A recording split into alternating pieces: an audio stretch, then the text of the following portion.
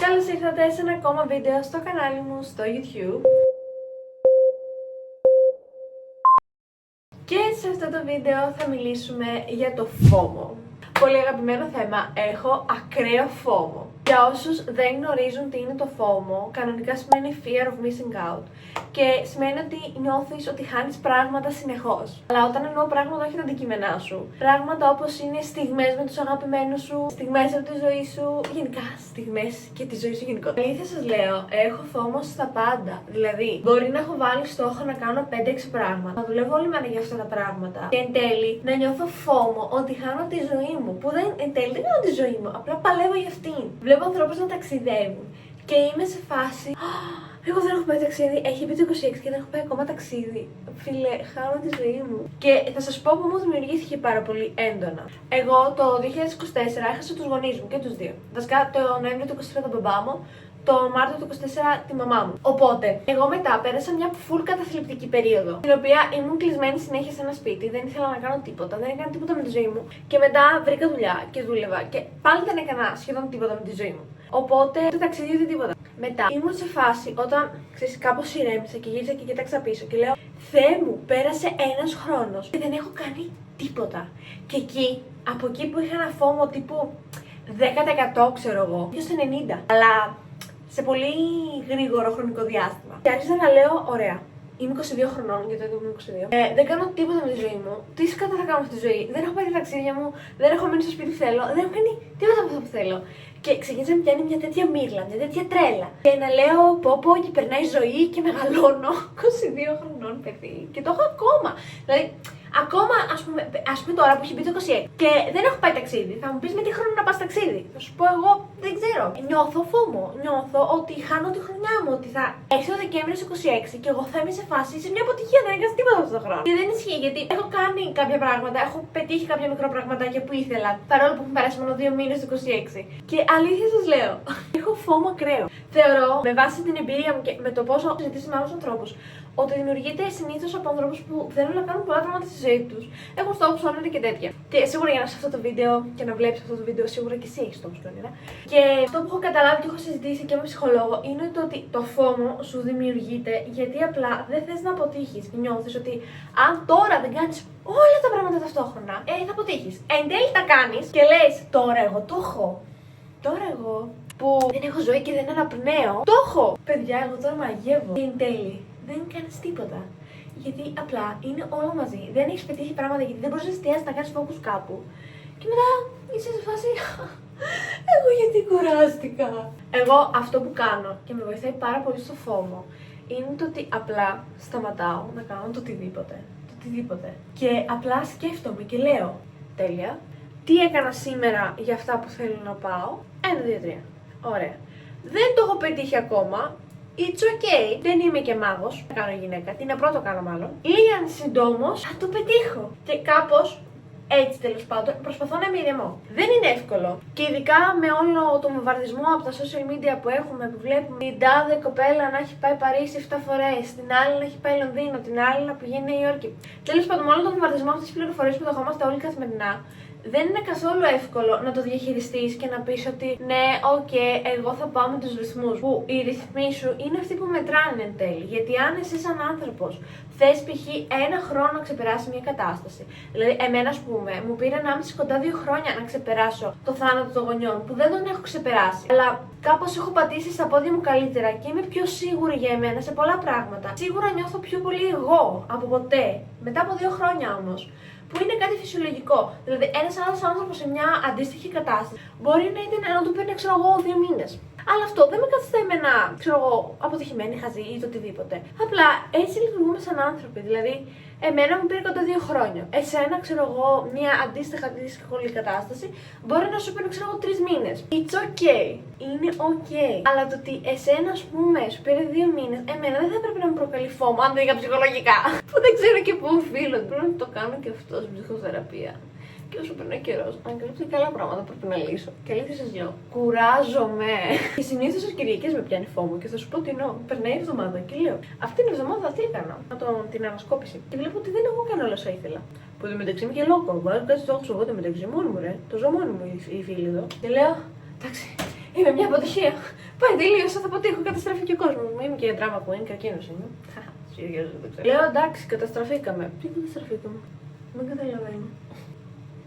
Δεν καταστράφηκε τίποτα. Απλά εγώ δεν είμαι ο Σούπερμαν για να τα προλάβω όλα. Προφανώς δεν θα τα πετύχω όλα στο χρονικό περιθώριο που έχω, ούτε εγώ ούτε εσύ, και είναι φυσιολογικό αυτό. Σκοπός είναι απλά να συνεχίσεις να προσπαθείς, γιατί αν εσύ μέχρι τον Ιούλιο θες να βγάζεις 2.000 και χτίζεις π.χ. ένα agency, να σου το πω έτσι, δεν τα πετύχεις μέχρι τον Ιούλιο, βρε παιδί μου, το πετύχεις μέχρι τον Οκτώβριο. Δεν χάθηκε ο κόσμος τώρα για 3 μήνες. Αλλά αν το παρατήσεις, χάθηκε, γιατί δεν θα το πετύχεις ποτέ, κατάλαβες. Κατάλαβες ποιο είναι το point. Οπότε, ναι, μια συμβουλή που δίνω και στον εαυτό μου και τη δίνω και σε εσάς. Και αλήθεια, αυτό το βίντεο θα έχει και συνέχεια, γιατί θεωρώ ότι το φόμο μου έχει στοιχήσει πολύ την ψυχολογία μου. Και ένα πράγμα που μου έχει πει η ψυχολόγος μου και το κρατάω σαν Ευαγγέλιο είναι ότι κάποιες φορές για να κάνεις 5 βήματα μπροστά χρειάζεται να κάνεις 2 πίσω. Και αυτό είναι πολύ φυσιολογικό. Γιατί κάποια στιγμή τα είχα βρει πολύ δύσκολα στο agency. Και οικονομικά, τέλος πάντων, και με όλα αυτά που σας είπα με τους γονείς μου, δεν ήμουν εγώ, δεν έβλεπα τους αριθμούς να πέφτουν και έλεγα τι φόμο δεν είχα εκεί. Εκεί ήμουν σε φάση. Εντάξει, τι σημαίνει, εντάξει, και τι έγινε. Από 5.000 τζίρο πέσαμε στο 1.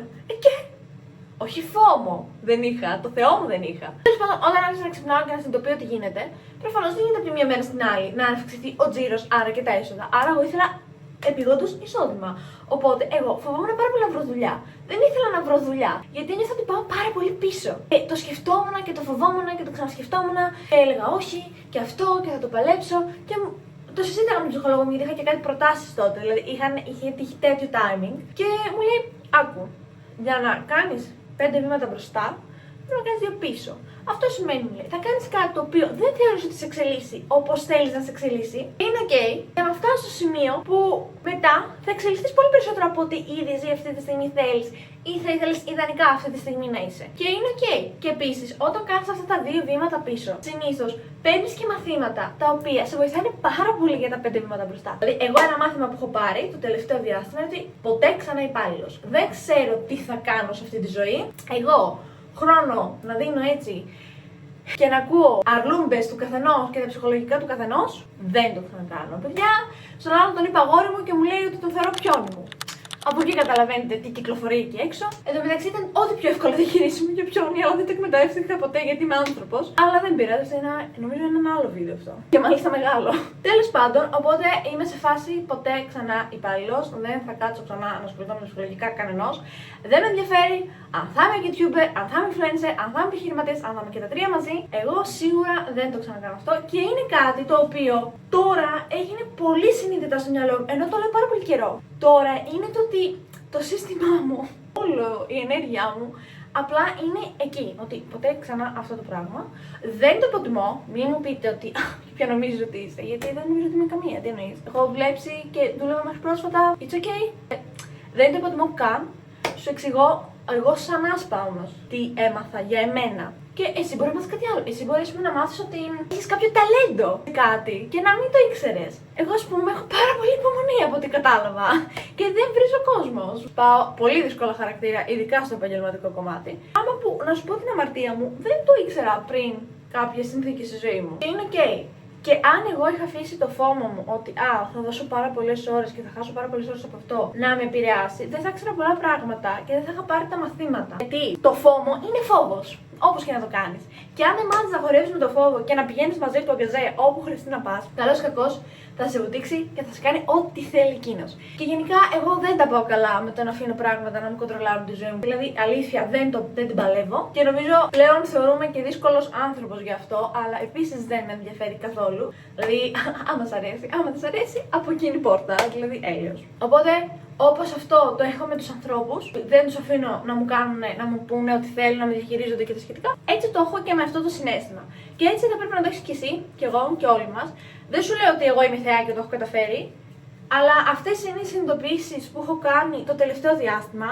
Είναι σίγουρα πράγματα που θα ήθελα να ακούσω π.χ. 6 μήνες πριν. Δηλαδή, ό,τι βίντεο κάνω γενικά είναι πράγματα που θα ήθελα να έχω ακούσει σε χρονικές περιόδους της ζωής μου. Και αν αυτή τη στιγμή βιώνεις ότι, ας πούμε, χάνεις τη ζωή σου, ότι βλέπεις ότι ας πούμε, άλλοι προχωράνε και εσύ δεν προχωράς, ίσως εν τέλει να προχωράς περισσότερο.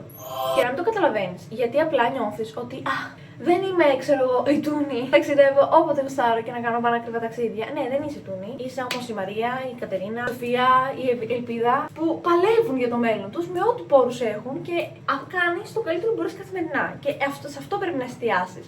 Και επίσης, άλλη μια φράση που διάβασα τυχαία ήταν το ότι σκέψου λίγο να κάναμε overthinking για αυτά που πάνε καλά.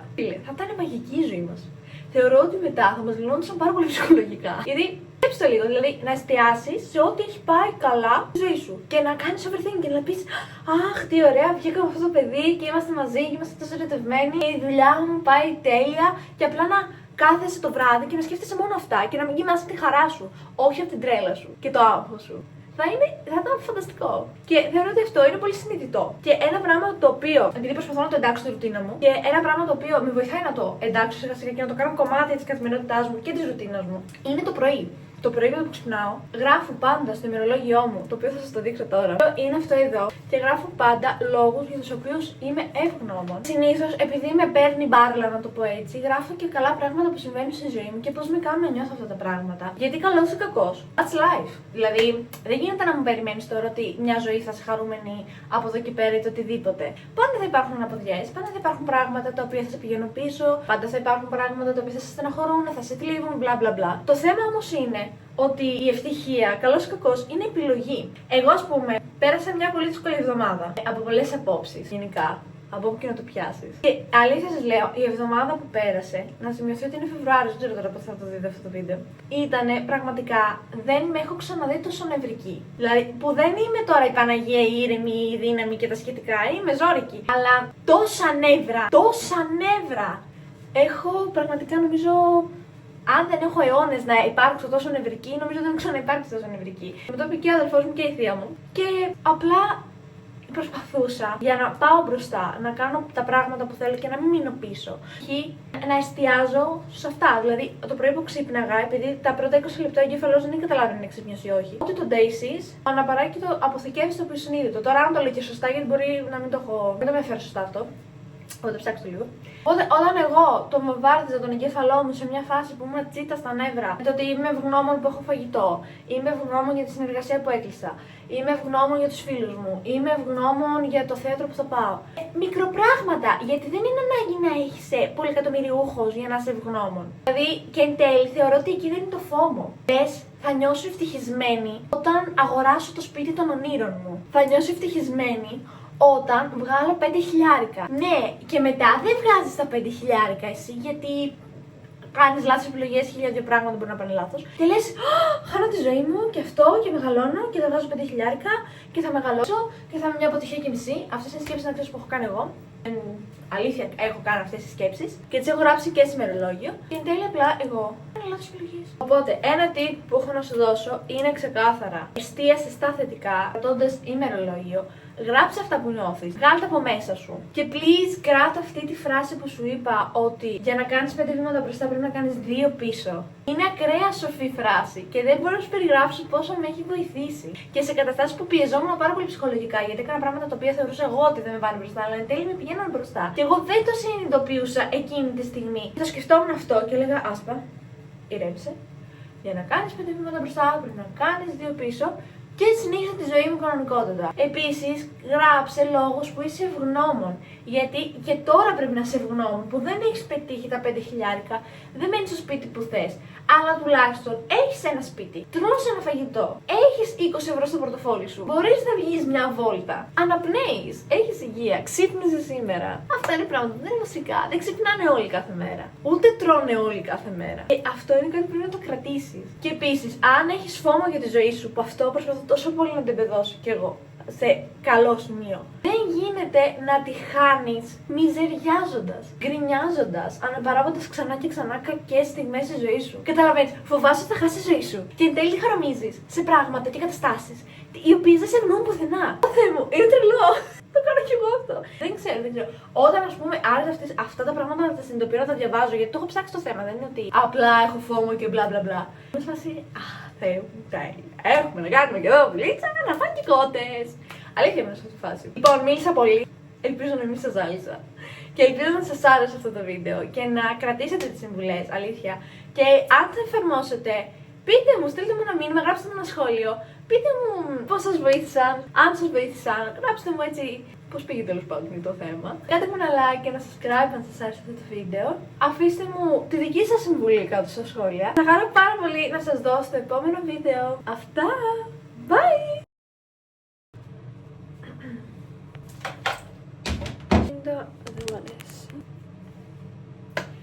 Καλώς ήρθατε σε ένα ακόμα κανάλι μου